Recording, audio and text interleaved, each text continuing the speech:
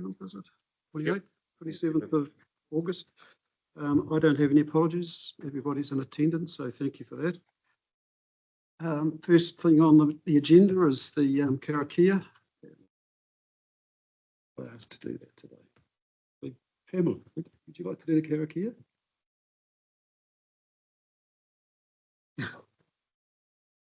Kia ora, whakataka te ho ki te uru, whakataka te ho ki te tonga, kia makinakina ki uta, kia mataratara ki tai, e hiaka ana, te atakura, he tio, he huka, hi he hu, ti he Māori ora. Thank you, Pamela, much appreciated. The health and safety statement has been circulated with the minutes. I just assume everybody's read that and is fully familiar with the terms and conditions to comply with it. We've covered apologies. Can I have a mover for that? Oh, we don't need any of those. We don't? No. Thank you. Confirmation of agenda was circulated to all sundry. Have a mover, please. Thanks, Angela. And somebody on my right. Anybody awake over there? Thank you, Pam. Just in the interest of keeping the meeting moving. Thanks, Pam. Right.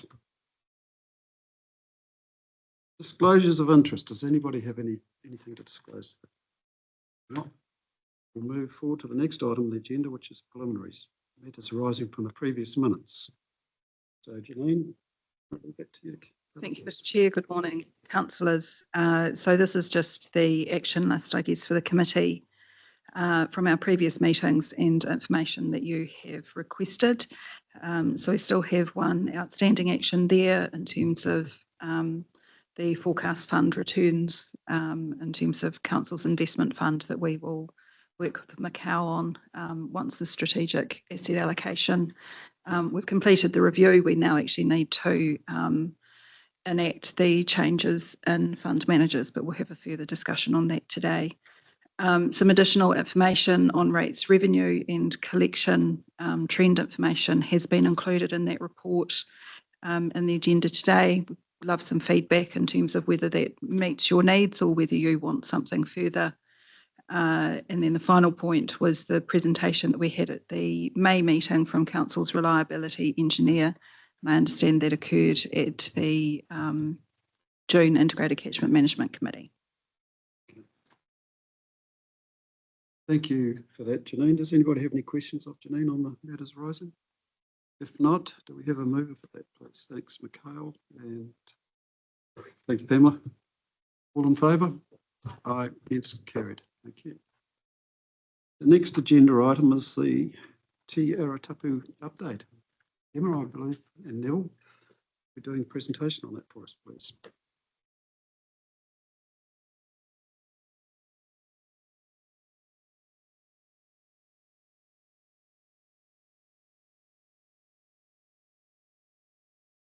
Good morning and welcome to the meeting.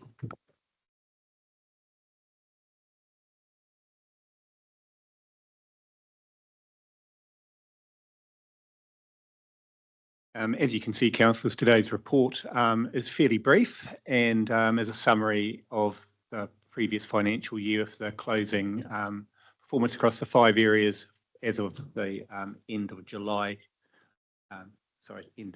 The snapshot was taken on the 30th of July, but it really is the performance of the last financial year.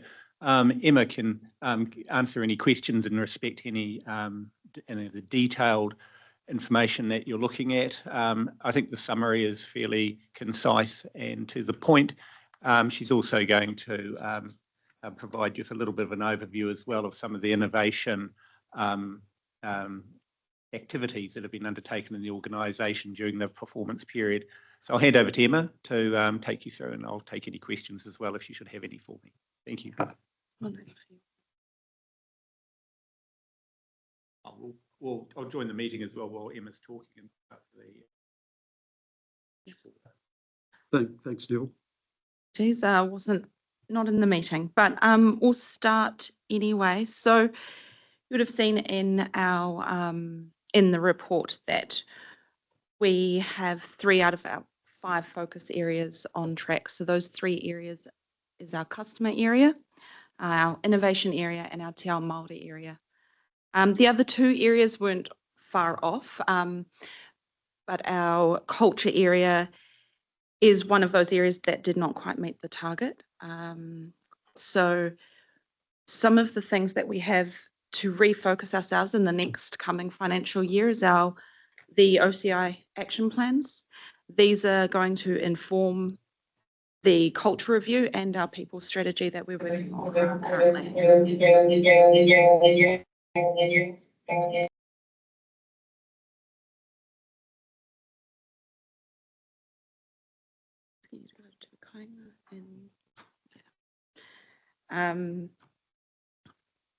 Yeah, so our people strategy, which we are working on at the moment and will come into effect in 2025. Other things affecting culture is obviously the Infor change management project, which is underway and on track. Looking at our next focus area, so customer, this one was on track this period, and it has consistently improved across the year as our teams have worked together. Customer team has gone out and done some training with other teams to really embed how we work with our customers and to improve the feedback that we're getting from our customers. We've also been actioning feedback as it comes in and seeing an increase in our Net Promoter Score across the year, which has been really good.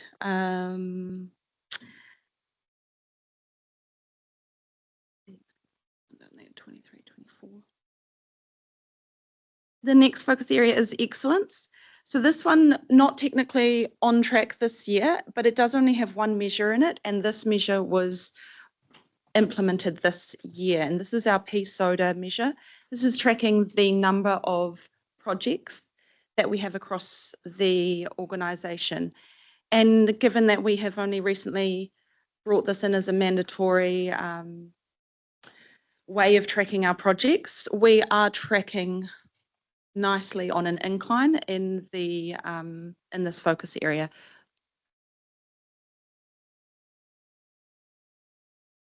And we should see in the next financial year this one come on track. We have a target of 135 projects in that area.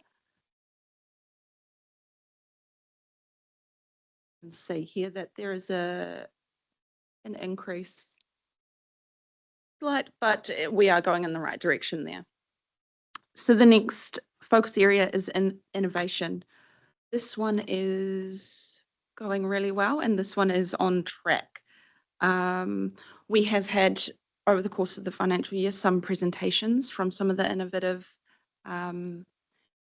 activities that have been undertaken across the council, but just as a reminder, some of these have been decreasing time spent entering data using QR codes, improving our customer requests using automatic emails to answer customers' initial questions and then follow-ups with the experts.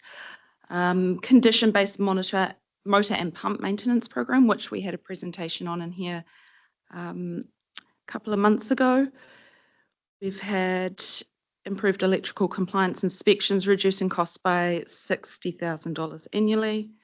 Recruiting through LinkedIn, which has reduced our external reliance on recruiters and reduced costs in that area as well. Reduced costs by webcasting, moving in-house, reducing by $18K per meeting.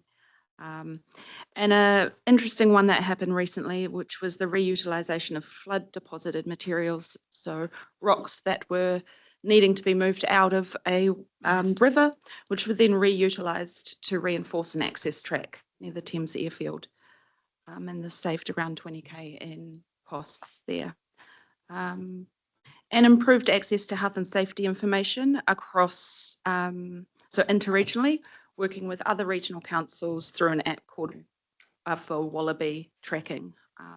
So this has improved our biosecurity and our interregional cooperation as well. So that is summary of our innovation area. Our final area being Te Ao Māori. This one also had performed well this year. You can see there that we have achieved 97% in our Waikato Raupatu River Trust co-management agreement. And we can also see, sitting down, our cultural competency implementation action plan has been 100% achieved. So this is what fell out of the cultural competency assessment that was done about a year ago. A bunch of actions were put in place. These included the Māori employment strategy, wānanga, online learning, and just really lifting the understanding that we have across the organisation in the Te Ao Māori space. We have the next cultural competency assessment to occur in the next month or so, and that will tell us, will give us a good indication on where we're sitting. So our previous results sitting around 43%, and we hope to see an increase in the cultural competency across the organisation from that.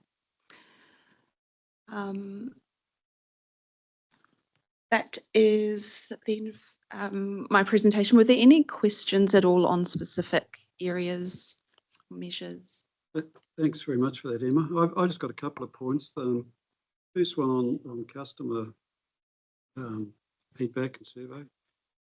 I'm at limited survey, but I've had some very positive comments back from people out there in the region, and that's great. I'm not sure what's happening, but people seem to be happy with their engagement with council. And a very good example that was, I thought, was yesterday when some of us were fortunate to be in attendance at the Pukekohe Vegetable Growers Association, where they put on a presentation, which I hope those who attended found that beneficial. It was a good representation from, certainly a very good representation from staff there, and one would like to think that we're going to see some tangible benefits of that moving forward. So, I think those are the sorts of things which reflect well on council, and certainly on the people that make the effort to attend them. So I think Jackie's the one that should be complimented on that. She seems to be the one that was at the forefront of the organisation. So pass our thanks on to her. Yeah, please. thank you. I will pass that on. And the other thing is excellence. Can you explain just how you measure the levels of excellence? Because to me, it would seem to be a pretty subjective topic. Yeah, I agree. This one has been difficult for us to come up with measures that really fit in this focus area. The idea is that eventually our pea soda measures will evolve, and we will be able to track how we're performing within our projects. So that is whether or not the projects have met their benefits and have been successful and have been completed on time and on budget. And those types of measures will eventually be developed into this area. And we also do have the Te Korowai Excellence Assessment that was done last year and this year, that we are planning to track the actions that have fallen out of that. So that will also track into the excellence focus area. But happy for any feedback that you might have on this area and where we could look to focus some more measures. Sure, we'll have lots of ideas on that, but thank you. So, Angela, you've got a question for Emma? Yeah, Joe, yeah. Thanks. Thank you. Emma. Yeah, thank you, Emma, for the report. Hey, just wondering, you showed us the dashboard before for cultural competency, with the rate pretty much flatlining at 42%.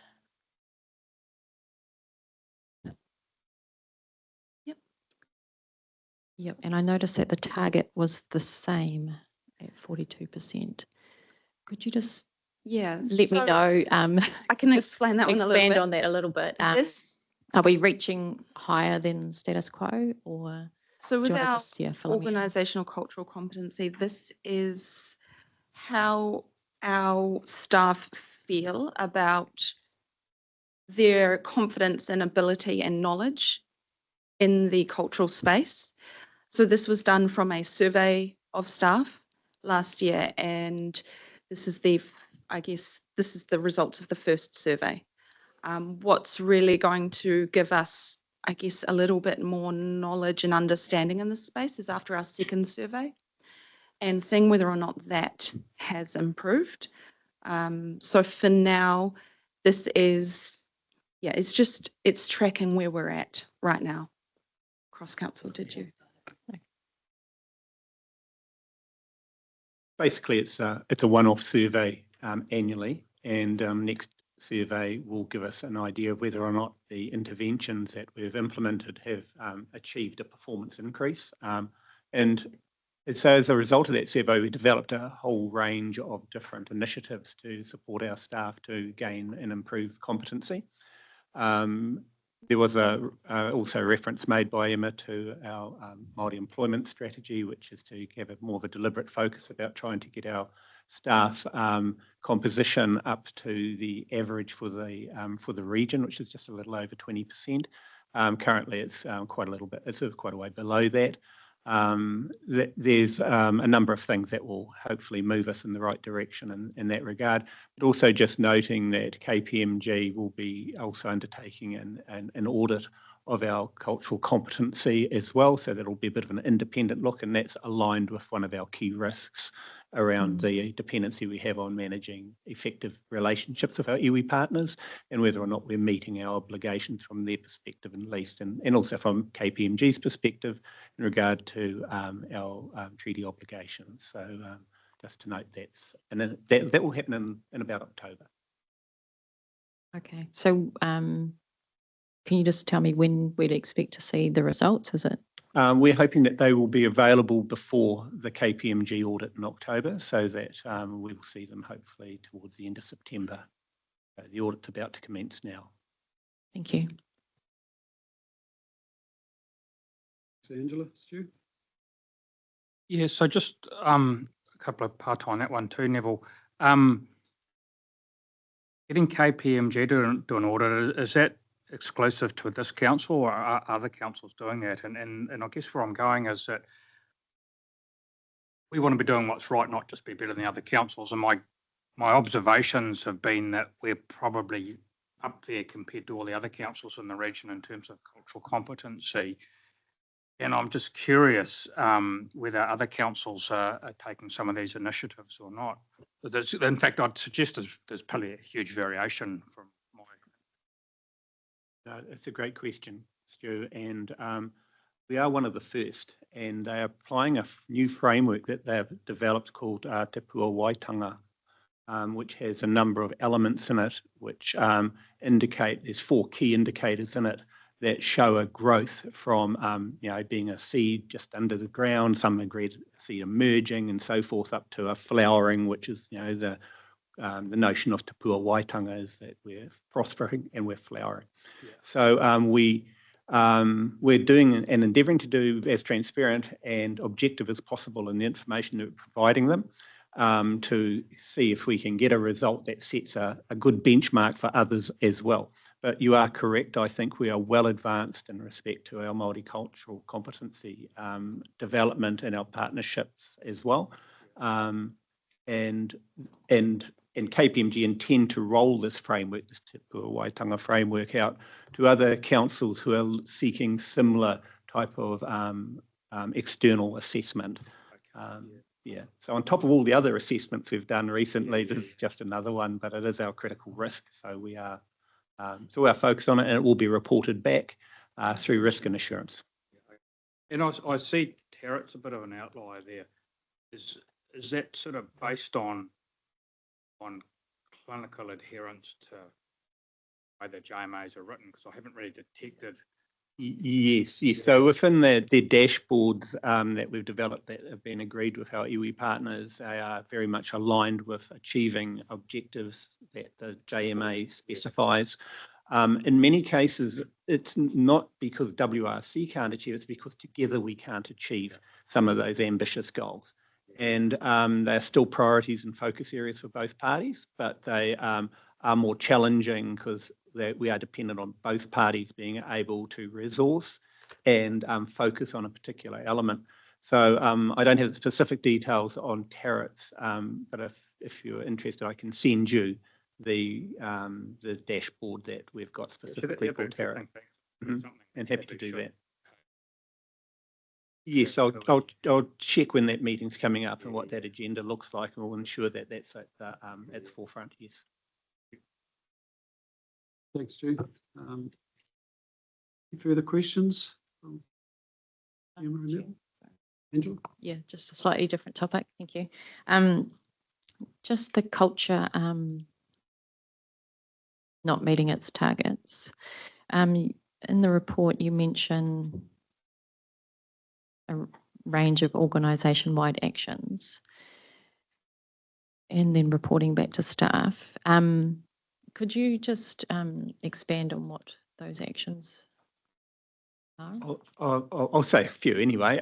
So in terms of the OCI, the Organisational Culture Index assessment that was conducted early this year, March of this year, that revealed a number of areas on which we should focus and can do additional work. And so from ELT down, we've started that program of work, and it's across the organisation and different sections of the organisation, different directorates, different sections within those directorates have had different performance results. So we've been quite specific about what activity is required at different areas, as well as ELT's leadership in that regard. So Chris has been leading us through a number of activities over recent weeks to identify what ELT's response should be to our own OCI results and how that will influence and affect the organisation. So that's, I guess, one of the broader, more direct things that we're focused on as an organisation, to try and correct that path and improve it in the more constructive areas. We've also focused on things like leave balances. As you can see on the report up there, annual leave balances are off target, and that's a cyclical thing.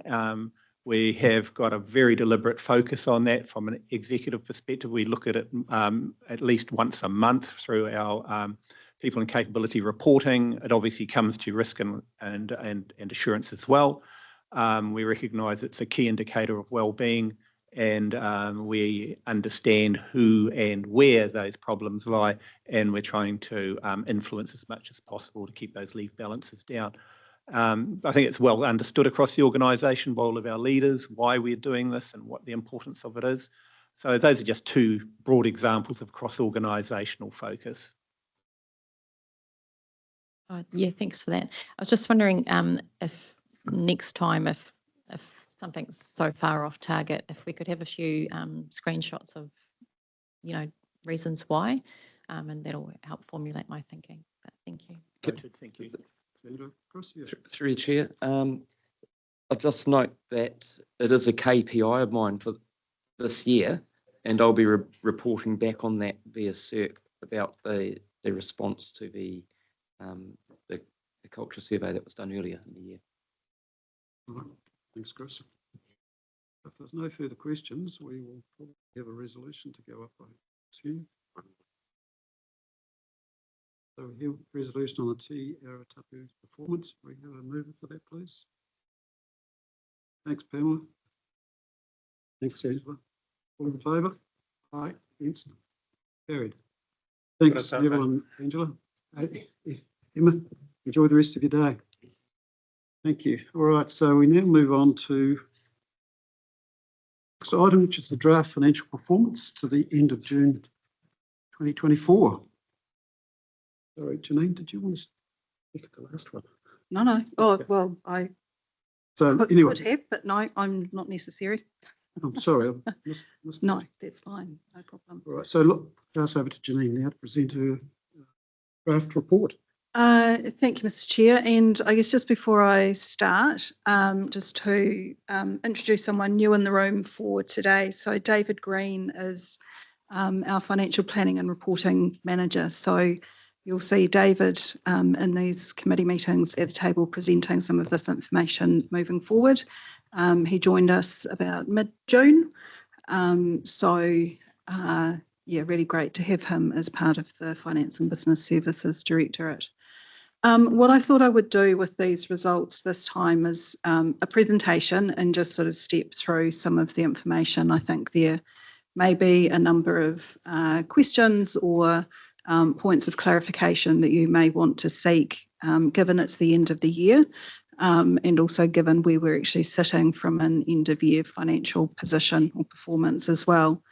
I do note that the results are still draft while we complete our year-end processes and then obviously our audit review as well. Although from a financial performance perspective, I'm not currently aware of anything that would see these results looking markedly different. So we'll launch into this. Happy to take questions along the way if members have any. Thanks, Dave.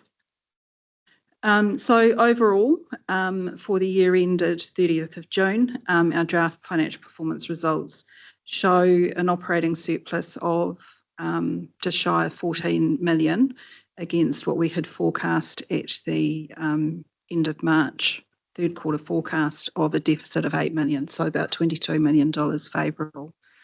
That position is our total revenue less our total operating expenditure. So from that, around targeted rates, investment fund and the like, we move that funding off into reserves. Once we've done that, our end of year position's just shy of $9 million favourable to forecast, which is our general rate funds in essence. Question right off the bat. Sorry, Janine, this was a big one for me, and also the borrowing. Like we only borrowed 32 million compared to the 64 million or 63 million annual plan. Are we doing something wrong through the long-term plan or the annual plan that these huge differences are? Because it can make a huge difference to the ratepayers, what we come out to send out to the ratepayers. I mean, you know, could that be 3% that we could have gone through the long-term plan? No. We're looking in hindsight. Yeah, so through the chair, I have got some information that I've pulled out. It's in the report in terms of trying to look at those key variances that we've seen outside of contracted services and consultancy spend, and indicated what we have already taken into account through the setting of the LTP in relation to those versus where there is opportunity to take further action in the next annual plan cycle.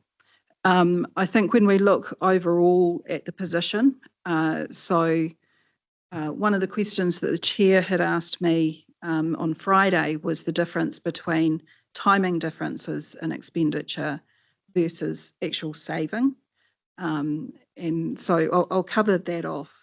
Maybe hopefully some of those questions might be answered as we go through. I struggled to, when I was reading it, struggled to answer those questions myself. Yeah, and you might be able to, because the last 4 years, the borrowing's been virtually half of what the projected forecast has been. And even our surplus, we always hear about surplus and we've got money, you know, something else comes up and we've got money. You know, surplus to me is really ratepayers' money that we should be giving back to them because we haven't used it. That's probably my naive year and a half being a councillor on the regional council, but yeah. No, you're not wrong with that. I mean, this is rates. It's rates money or a combination of rates and other sources of funding that we have received or taken from our communities that we haven't expended. But what we need to do is look at where we ended the financial year, which is what this slide is saying, and then what of that surplus staff are asking to retain to allow work that wasn't able to be completed that year to be completed over coming months to come to the net position of what residual do we have. Now that's still sitting at $5.6 million. But that's where I've tried to go. But what are those other factors that sit within that are actually not rates related, but they are, factors in terms of our overall financial performance? What have we already taken account of when we've set our budgets moving forward? And what are the things that we still need to think about as we're coming into this next annual plan cycle? In terms of our borrowing, I think there's two aspects to that. Clearly, we're not spending at the level of capital that we have planned. So I think our original annual plan probably had a capital works program in the order of 22 million. we've delivered 15. So there is that. I think there's also an element of we are utilising our working capital funds. So our term deposits, call account balances in favour of borrowing at the moment. And so that's a position that I've asked PwC, who Alex Wundergem will be with us this morning, to actually review in terms of, is that the right thing to do, or should we actually be just borrowing for that capital rather than using the borrowing effectively for cash flow? So, sorry, Yeah. I just triggered one other question just while you're talking about that. So underneath the Treasury policy, management policy, it says on 4.5 that all surpluses or assets, debt repayment, all asset sales, operating services, grants and subsidies should be applied to reduction of debt. So does that incorporate this as well?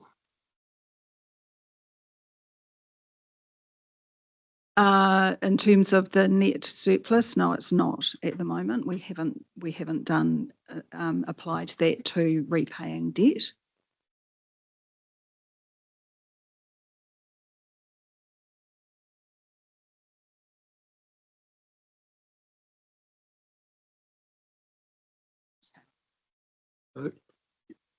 Yeah, Robert, do you want to? You've got a question? It most probably can be answered through the rest of it, but I've got no issues with projects going forward, but are they still being done efficiently, or is it being used as a slush fund to get those projects done? And that's all I'd have concerns about if you're still pushing projects forward, because you're most going to miss out on projects that aren't going to get done next year anyway, because you push these projects into the next year. Are we just making things inefficient and not, we're just pushing it through for the sake of it? And are they done correctly and efficiently with just using it as like that? So it's just that continuous rolling. Yeah, forward of and is that an money. Yep. efficient way of doing it? Yeah.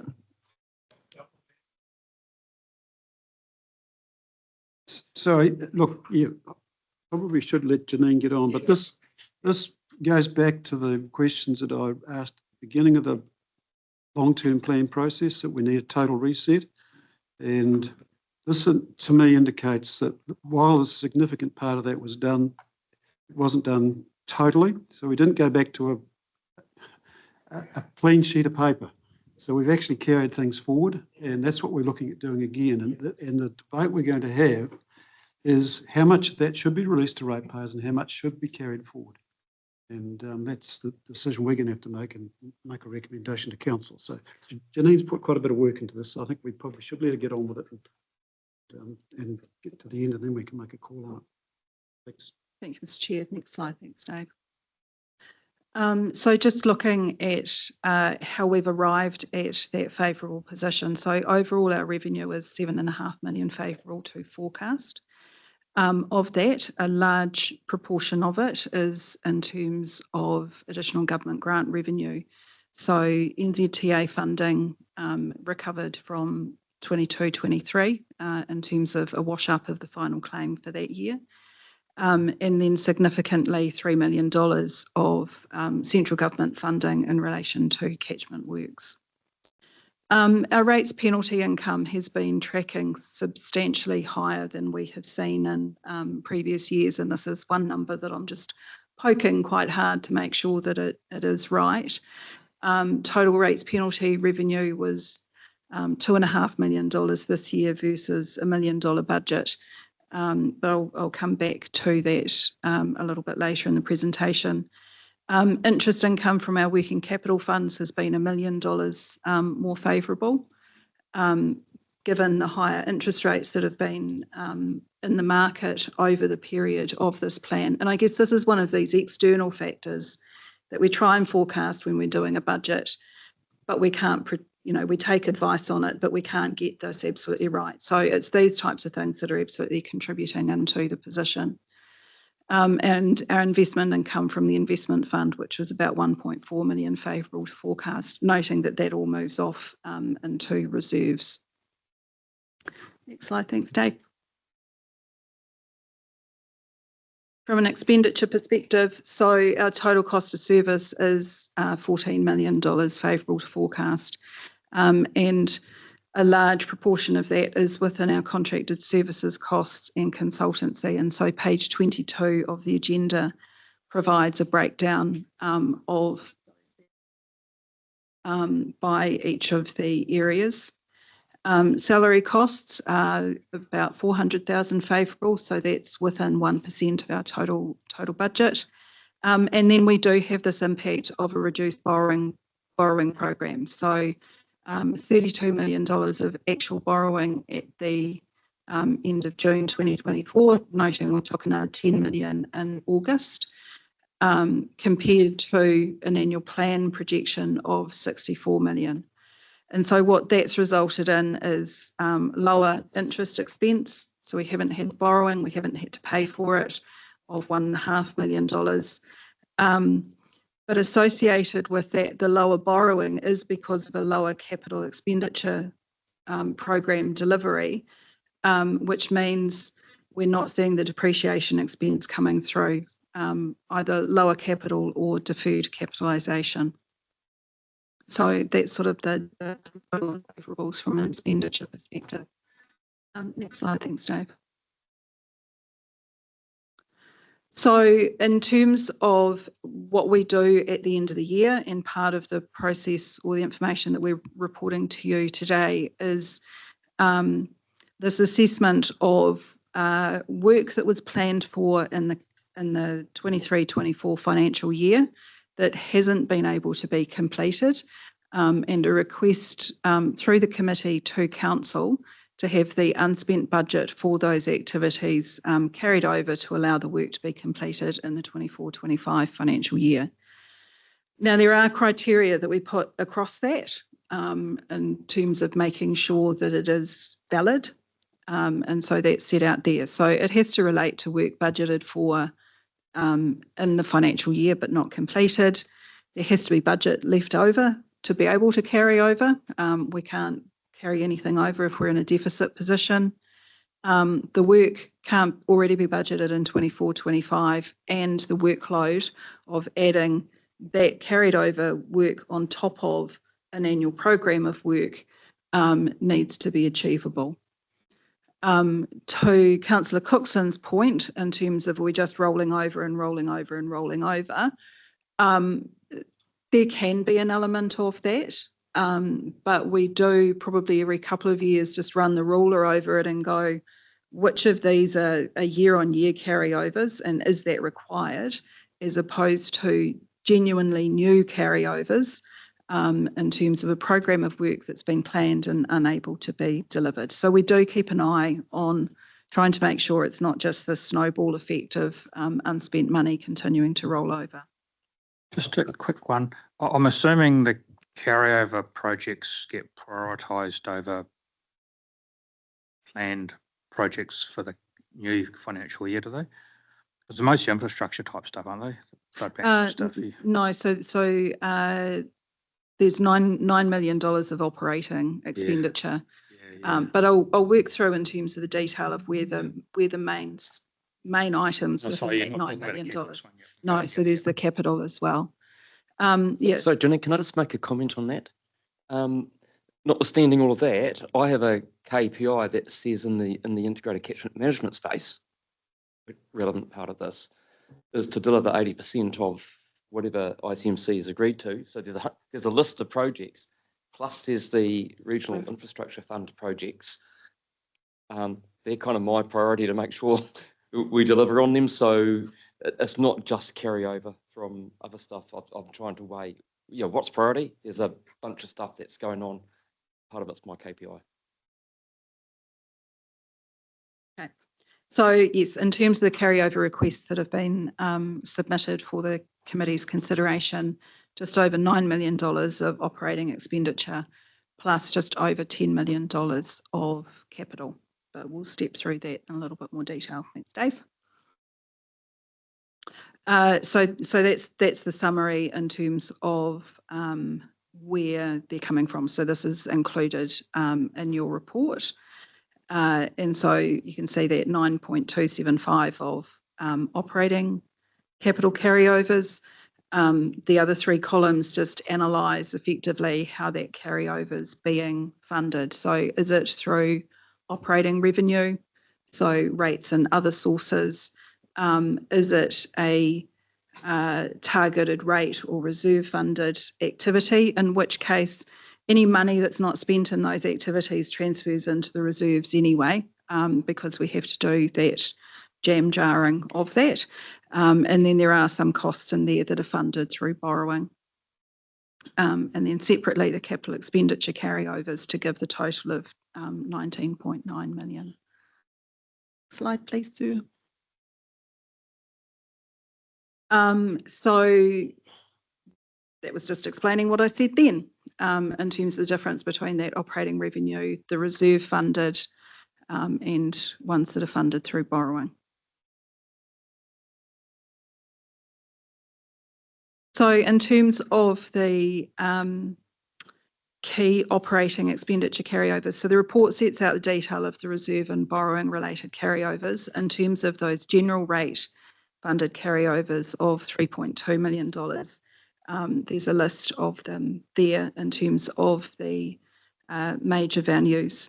So just under 300,000 in terms of the transport policy program, which includes our contribution around the Metro Spatial Plan, regional hazards and emergency management, the resource management policy program, environmental science and information. You can read the list there, and maybe this is a good point to pause, Mr. Chair, just in terms of some of this detail, if there's specific questions that councillors want to ask in relation to those operating carryovers. So Janine, what it's a 3.2 million that we're really talking about, isn't it? There is the other 9 million. This is not included in the 9 million.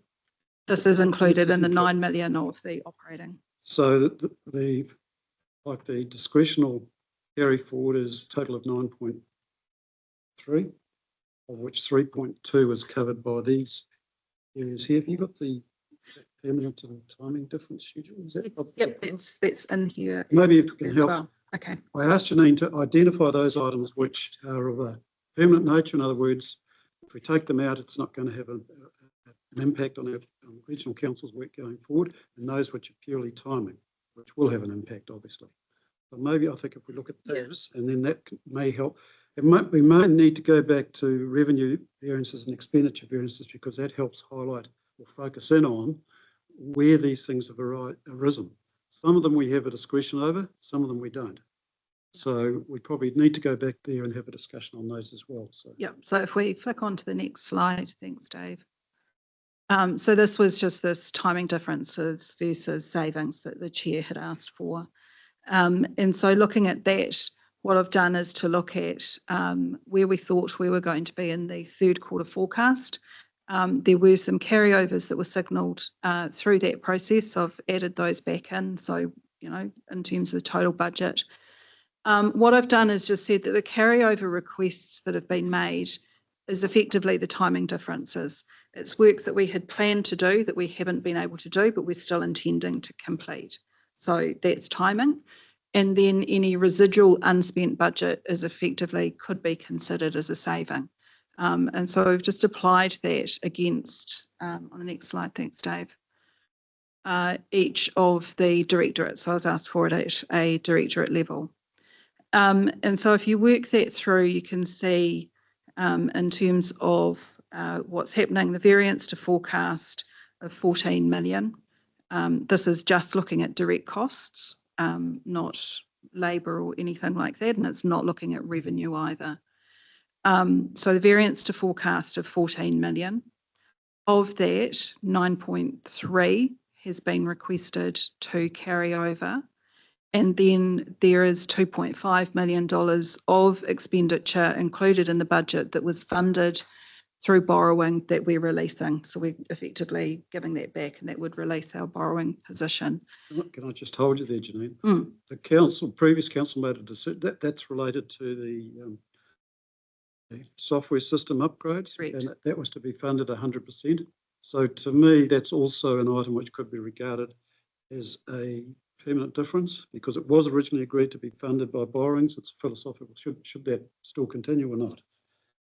So Yeah, so through the chair, that was in terms of the expenditure that we've had on the project phase of N4 has been under 2.5 million.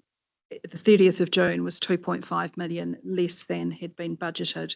So the year-end position says we return that so we are returning that saving effectively back, but it was funded through borrowing, so it doesn't have a direct correlation with rates revenue.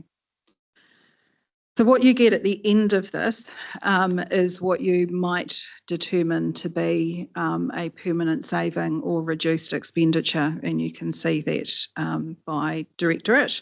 So 2.3 million overall, with 2 million of that sitting in regional transport connections. You can likely correlate that $2 million with they had a $1.9 million saving in contracted services around bus services that they weren't able to implement. So their contracted services spend was down for the year by 1.9 million in relation to those planned services. That is a targeted rate funded area, so that saving will go into the transport reserve, which obviously can be considered in terms of how you set future rates as well, because there's no point having a reserve for if you don't have clear intent around that.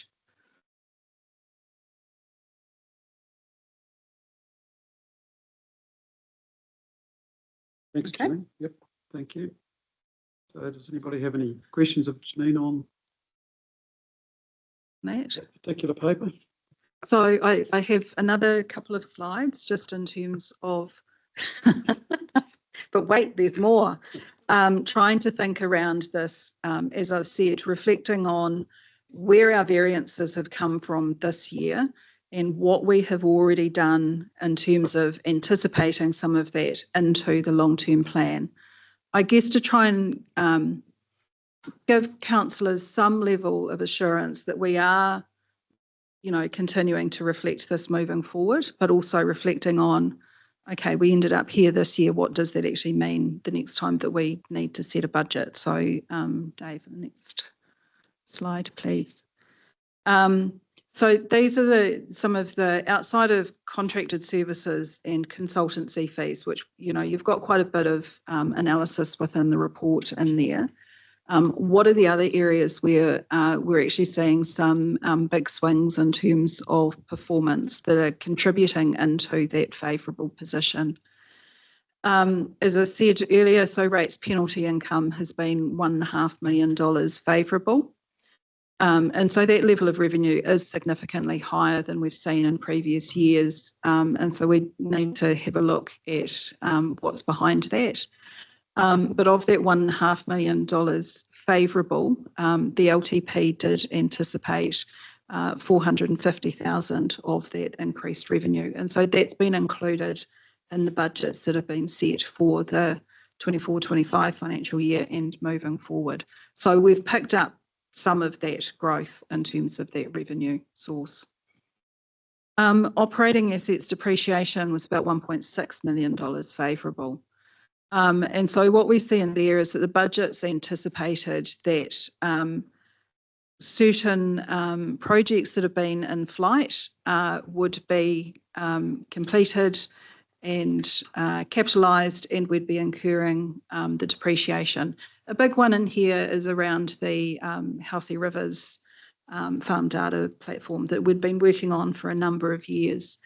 Obviously, that project is on hold pending central government direction. And so we've got some spend that's sitting there. We're not adding to it, but the budget had assumed that we were going to capitalise it. So, Or are you talking about the freshwater plan? well, freshwater farm plans, it's sort of... Yeah, that's separate to Healthy Rivers. Yeah. And so what we will do moving forward is to assume that that project remains on hold, and we'll run this ruler over any capital work in progress that we have. Assumes that those projects remain on hold. and remove any provision for depreciation until they're reactivated or closed is the other thing in terms of, in this case, if that work doesn't progress, then we will need to unwind that expenditure. So that should help alleviate that type of variance moving forward. Next slide, thanks, Dave. And interest income on working capital funds. So as I said earlier, about $1 million windfall coming in there. The budget for that revenue stream was increased through the long-term plan by just under $1 million. So we had reforecast that given the interest environment that we were working in at the time. Interestingly, that might actually prove to be a little bit of a headwind for us as we're starting to see those interest rates trending down. So that is just a space that we will need to continually monitor and make sure that we've got some active management around. One of the headwinds that we had was in terms of software as a service costs, which are actually $1.1 million unfavourable, and that budget has been adjusted through the long-term plan. So yeah, I just wanted to put that information up there too. It doesn't explain away the position in terms of the end of the year, but hopefully it signals to council that we have seen some of these things coming and made provision for them as we've been working through our long-term plan budget setting process. Thank you. Thanks, Janine. Does anybody have any questions for Janine? Actually, I'm quite interested in some commentary from our Chief Executive. This position. Want to comment on it, Chris, or not? A couple of comments, I suppose. You can see things change depending on the fickle nature of the world economy and interest rates and whatever. You know, that you can make assumptions and things change pretty quickly and you work those through. I guess the big thing there, obviously, is about the amount of carryover, especially in some of the CapEx environment. And I think the comment that Councillor Cookson made earlier, you know, the ability to actually deliver carrying forward work that isn't completed on top of already a new work program, you know, we've put a lot of pressure on that part of the business to say, are you sure you can deliver this? I know they have a new project management program management structure in place to ensure we get some more effective delivery. The assurances I've been given that we can, but that's probably where a lot of focus is. Obviously, there's other parts of the business which, you know, like transport, where there's big dollars involved. If some things aren't delivered, there's, you know, there can be big savings. And with reserve funds, I think that Janine made the comment, you know, do you put it into reserve? Or at what point do you say we don't need some future rating, but, you know, draw down the reserve instead? And these will be things that Janine, through the annual plan, would be needing to address. Thank you, Chris. I guess my comments on the presentation, and I'd like to thank Janine for it because there's a lot of time and effort gone into this. Anything on which we can identify which is of a permanent nature, and that then becomes subjective as well, because transport's an excellent example of that. Is it permanent? My belief is that it is, obviously, because it's gone, it's history. What we deliver in the future, it should be paid for by ratepayers in the future, and we shouldn't be subsidising future costs with savings from history. I like to think that we're being transparent, that everybody knows what's happening, what the costs are of delivering services, and the only way of doing that is by trying to get a clean cut-off at the end of each year. So we're not actually carrying forward surpluses to offset against future costs, because otherwise they're going to come and bite us on the backside at some stage in the future. So I'd like to I don't want to take a conservative attitude towards the way we release parts of the permanent savings, but that's just my personal view on things. So I'm interested in other councillors' views as well.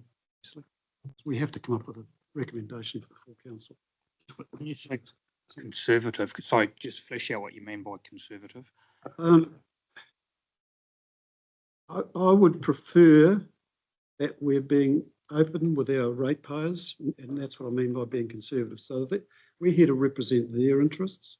And by taking, some people argue that we shouldn't, and I think you're one of those, Stu, that we shouldn't have peaks and troughs. In other words, we should have a level rates increase over a number of years. People don't mind that so much. Whereas I'm of the belief that if we make savings, then the ratepayers should get the benefit of those. And if there has to be an increase in costs, then we have to justify that to them at the time by consultation, rather than trying to smooth it and avoid the process of going through consultation every time there's a major change in rating. Yes, it depends what you mean by peaks and troughs, I suppose. Yeah. Yeah. Well, we're talking about potentially 3% savings here, and to me that's significant. Yeah. And to go out and ask ratepayers for a 3% increase, that's something which will probably require consultation. So I don't believe we should be looking at smoothing the process. I think we should be forced into the consultation process rather than by carrying surpluses forward to smooth it in future. Yeah. So Mr. Chair, can I just clarify? There's a couple of issues here, I think, that are being joined together. What the committee has in front of them today is the consideration of our financial performance and the requests to carry over in terms of the money to complete work.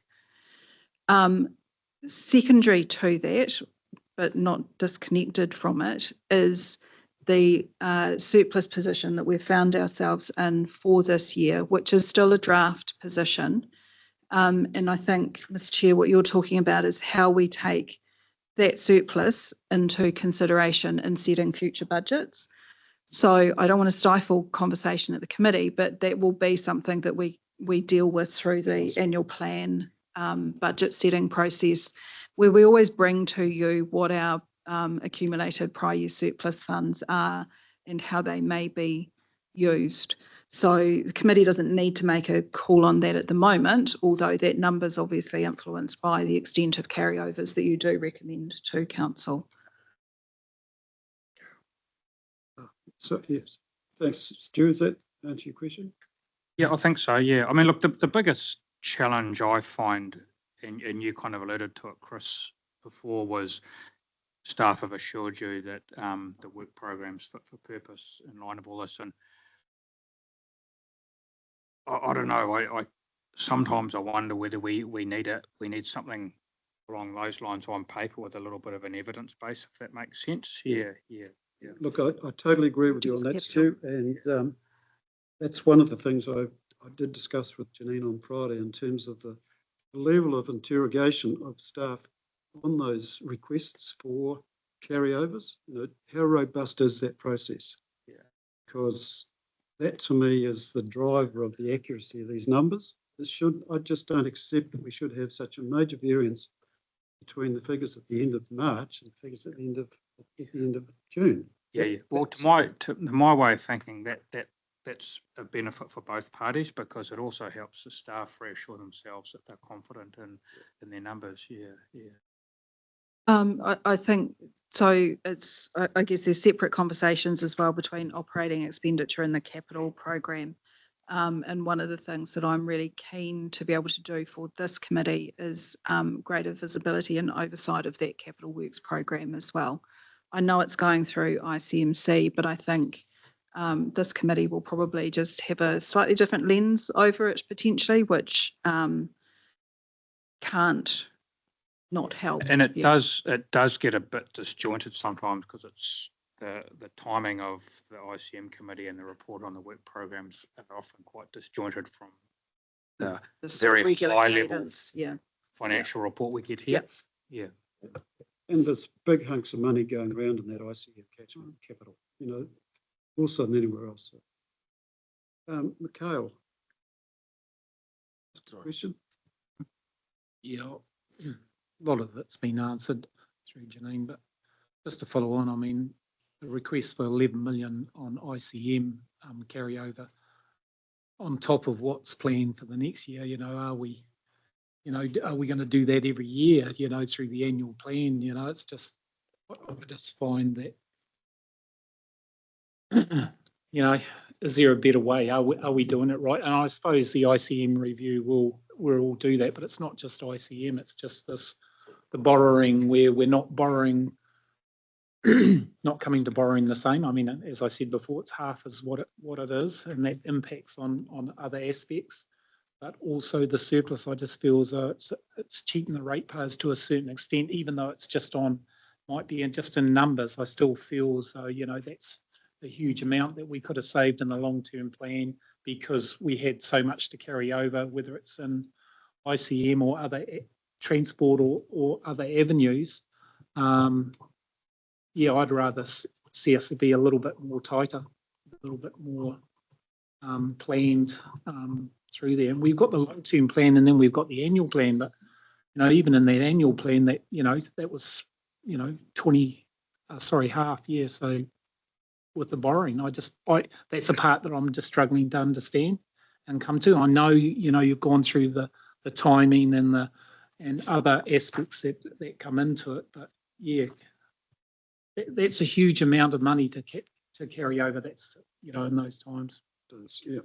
Through Mr. Chair, a couple of comments here. Absolutely, the Te Kurawai Council Mark assessment, basically said this, especially in the integrated catchment space, that the carry forwards have got to cease at some point, and so we're trying to find that. But I look at paragraph 16, I think, in here.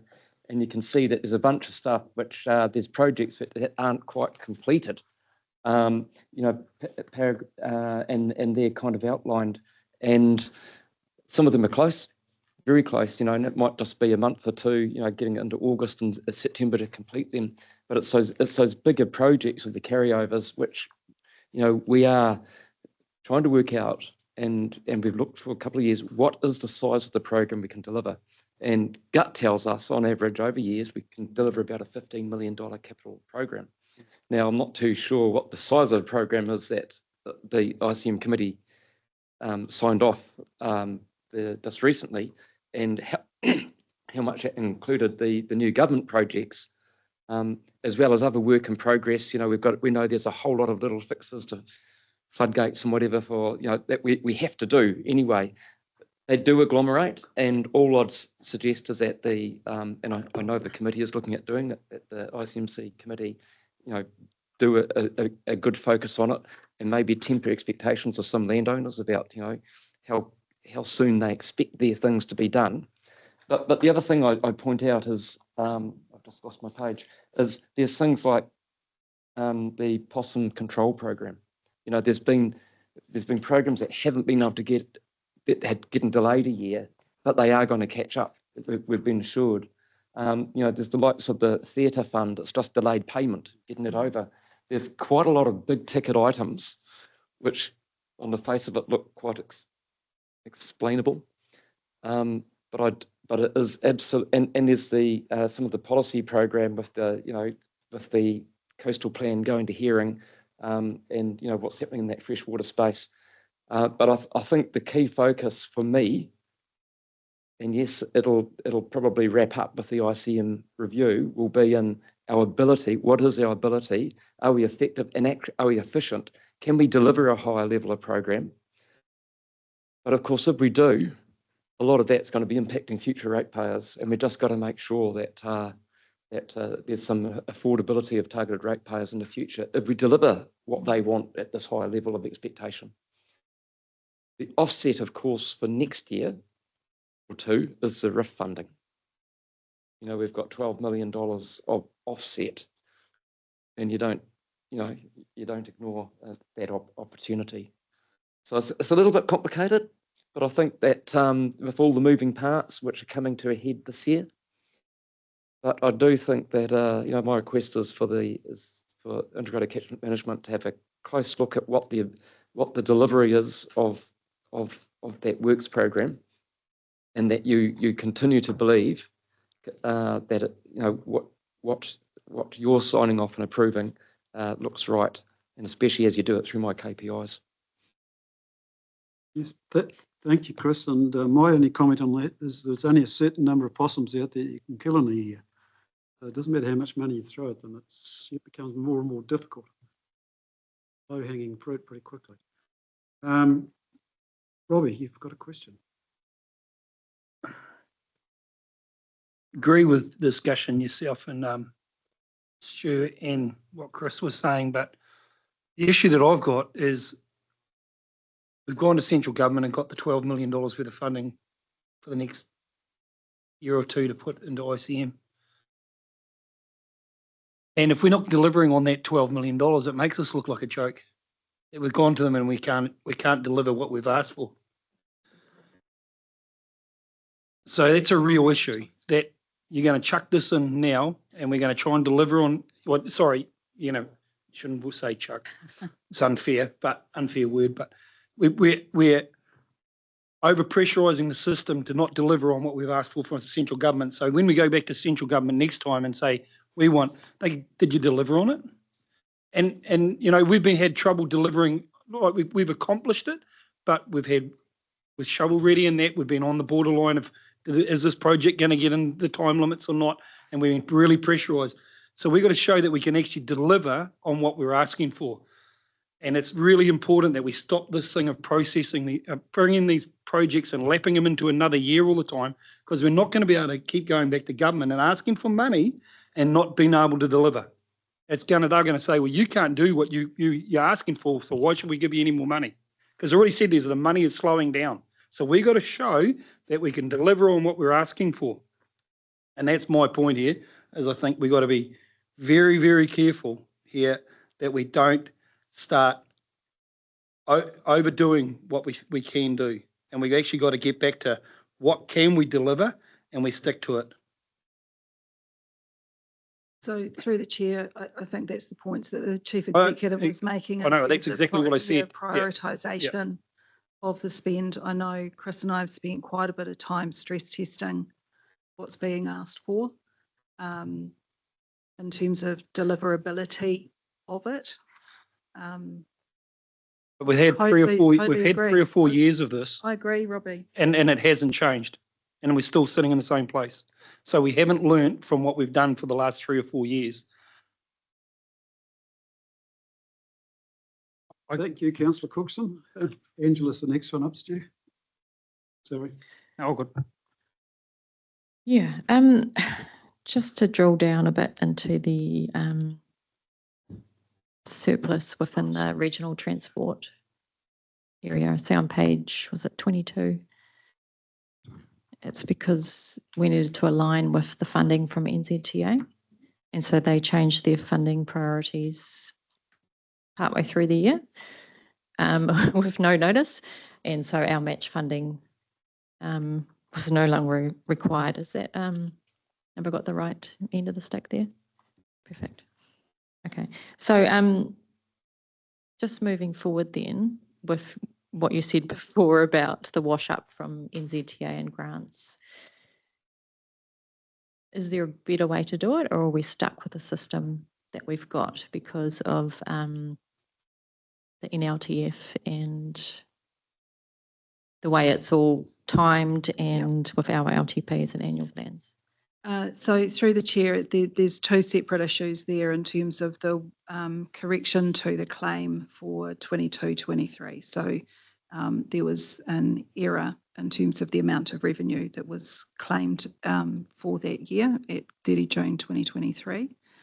But inherently there is an issue within the system in terms of when council is required to set its budget and when we get confirmation around that central government funding, match funding as well. And so we're likely to see that impacting in terms of 24-25 and the first 3 years of our long-term plan, what we had included in it versus the funding that we'll actually receive in terms of being able to deliver a program. So not unique to us. Can I just add to that through you, Chair? It's the very last few words that Janine just said. It's not unique to us. Of course, one of the risks we've got in this transport space is that some of our partners we have to work with don't get funding. It's not just that, it's not just the relationship we directly have, but, they provide infrastructure through the TAs through NZTA and whatever funding they get. There's so many moving parts in this. It's really hard to forecast exactly where it's going to land. Happy with that, Angela?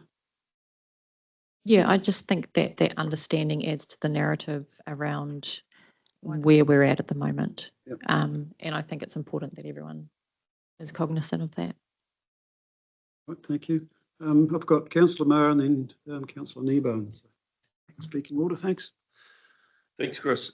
Yeah, just so the recommendation that's obviously in front of this committee, and thanks for the opportunity to speak. Just getting my head around the fact that there needs to be some real good narrative around it when it comes to the council table. I know there's a lot of information in this report, and so not all councillors are going to read that, unfortunately, but just around those carryovers, especially in the justification around them, noting Robbie's concerns on once they hit the ground and workload. But also, just for my clarity, so that the 6 million that is actually surplus, is that dealt with in the annual plan? So that's where that. So that is just take note. There is that $6 million surplus, give or take, of where it finally lands. Yes, so through the chair, we will continue to report that unallocated surplus figure to this committee through each of the forecast rounds. So there might be something that comes up that the organisation needs to deal with, that fund provides an opportunity, but that will be a council decision. And then absolutely through the setting of the 25-26 annual plan, we'll include that in our report to you with any recommendations. Because from my point of view, it would be, really, really critical that money is actually dealt with where it came from as such, and not just looked at as another surplus, as we've seen that hey, we need to get the Te Hui going, and all of a sudden we've got $3 million sitting over here. Type scenario. Yeah, and to be really clear, that funding is general rates money. So the targeted rates have all been dealt with through their reserves to land in that position. So we do need to be really clear and therefore where we apply it back if that's what we do. Yeah. Thanks, Warren. Stu, do you have a question? Yeah, look, I think in light of all the discussions, I'm feeling comfortable enough to move the recommendations. But noting there's a couple of things. I think ICM need to try and align one of its crucial meetings with the timing of this meeting, so that I think it'd be really good if the chair of ICM came gave some confidence to this committee that aren't all on ICM. And just a timing of meeting things. I think, Robbie, that I don't see why we can't do that. And just to your point, Warren, I think an email from Chris as Chair of Finance tagged into the council agenda when we do this, just because I think it is reasonable to expect all of council to read this report if they want to have a view on it. I don't accept that they shouldn't, because yeah. So I'll just make those points. Yeah.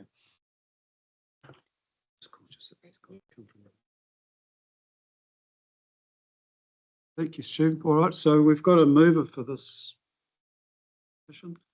Seconder, please. Thank you, Angela. All in favour? Aye, against? Carried. I've just been talking with Janine. We've got two visitors with us today, and just if it's okay with Jane, if we can just reprioritise the visitors. I'm not trying to push you back, Jane, but John's from out of town. And get John to do his presentation. Thanks, John.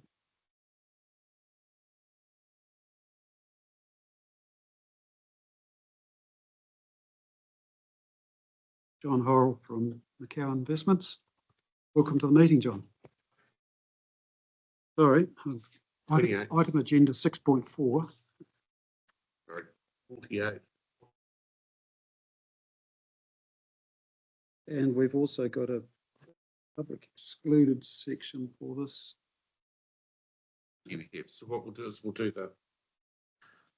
What I suggest we do here is we'll do the open section part of your report, We'll pause, we'll go into a public excluded session and then cover that one off. So you might want to table questions as we go to the open ones and open public excluded once we're there. Thanks for that, Dave. Right, John. Very good. Welcome. Thank Floor's you. yours. I am live, aren't I? Well, tēnā koutou katoa. First, just to talk through the performance report. So this is the quarter ending June 2024. Moving on to the first page, I think, and just to remind all the councillors that this report sort of starts higher level and digs down into the return drivers within the portfolio. But at a very high level here, I guess it's very reassuring to see that blue line, the actual portfolio, ever since we've started monitoring this since September 2023. It is closing in on that inflation adjusted capital value. The gap used to be approximately 10 million. Now it's approximately 5.5. So reassuring to see that the portfolio is not just keeping up with inflation, but actually closing the gap. So what's done that over the quarter? Performance for the quarter has been a continuation of themes in investment markets. We've seen global equities performing quite well. That is on the back of continued strength in some of the mega cap US technology stocks.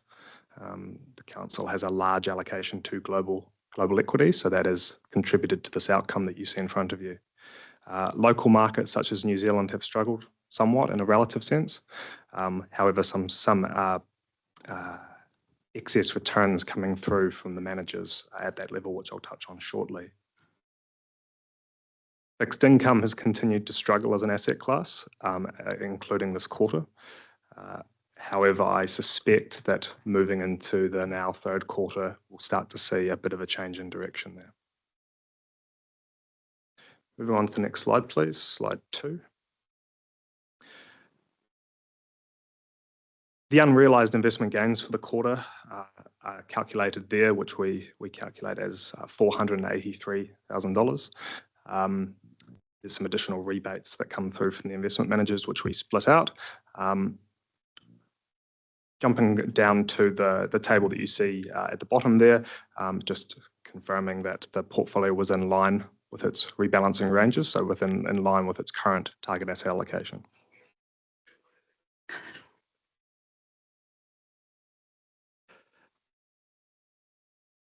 Moving to page 3, if I may.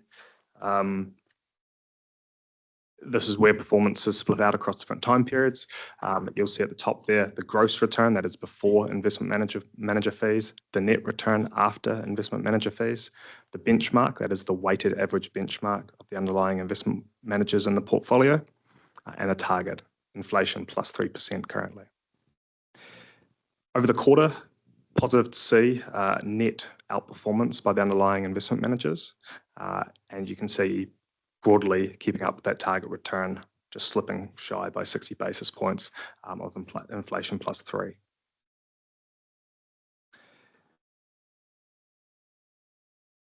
Move on to the next page, if that's all right, please.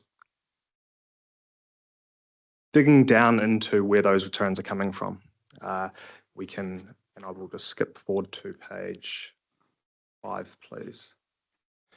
Where we spell out each investment manager. Unfortunately, Stewart Investors continues to underperform.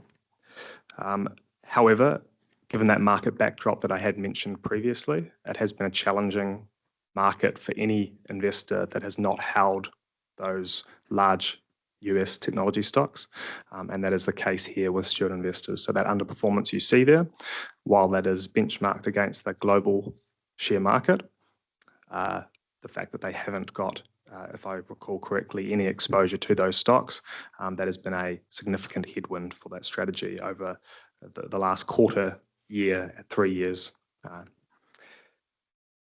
Jumping down to Harbour Asset Management, so the Harbour Australasian Equity Fund, some strong performance coming through from the manager there. Some notable contributors for the quarter included underweight positions, so relative to the benchmark, less exposure to the likes of Fletcher Building and Sky City. Those particular names have had a struggling quarter, and underweight position has added value against the benchmark there. Moving on to page 6, just one fund manager I would like to highlight here. Apologies, the bottom of page 5 is First Sentier, responsible listed infrastructure. It was reassuring to see some reversal of more recent underperformance there. They are a manager of global listed infrastructure, as you may know, and the performance that we've seen come through there has been positive in a quarter where the likes of utilities and renewables were buoyed by electricity demand. So that's it from the high level down. I will pause there just to see if there's any questions with regards to the performance report for the quarter or any other period.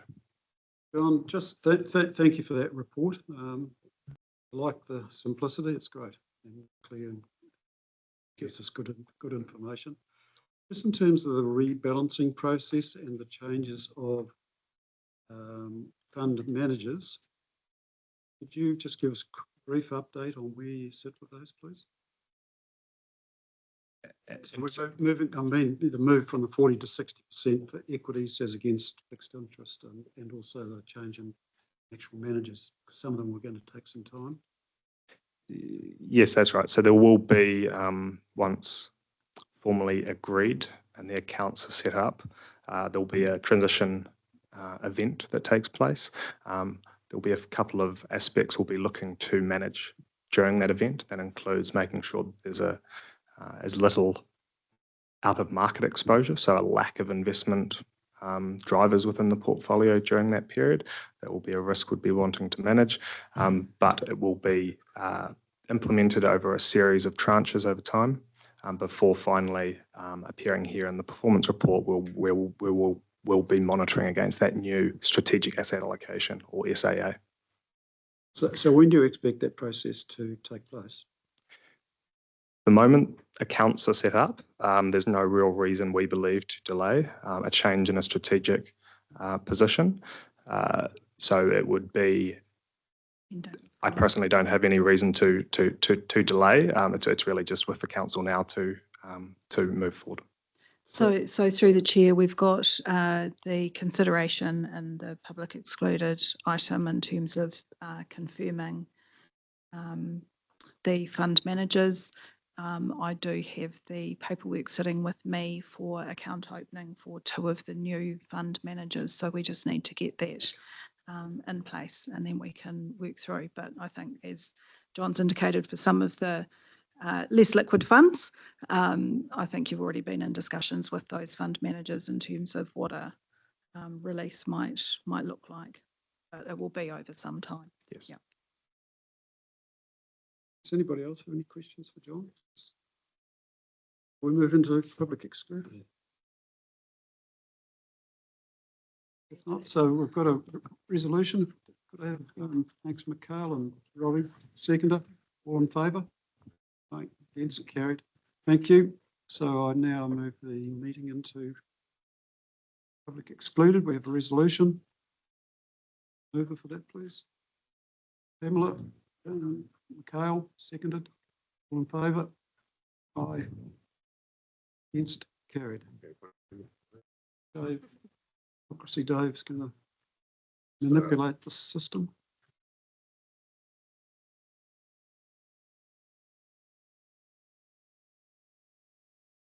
You're accustomed to the delays here now, John.